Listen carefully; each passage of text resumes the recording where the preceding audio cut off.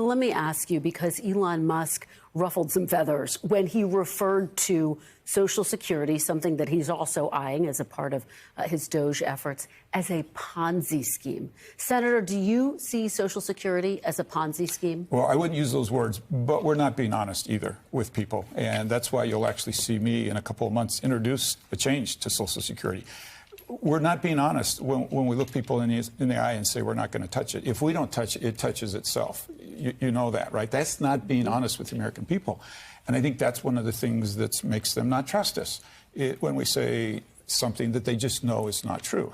And you're absolutely right. I mean, there's broad agreement that entitlements are not solvent in the long run. But the question is what to do about it. And about 1 in 8 of your constituents actually receive Social Security benefits.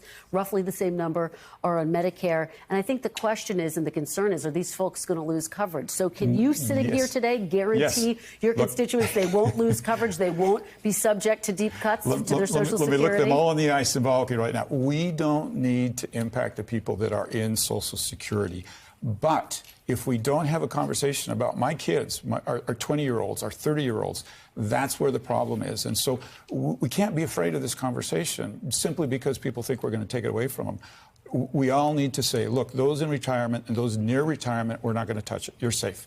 But let's have that conversation, because my kids don't think they're going to get it. So why can't we have a conversation with them about moving some of the variables around?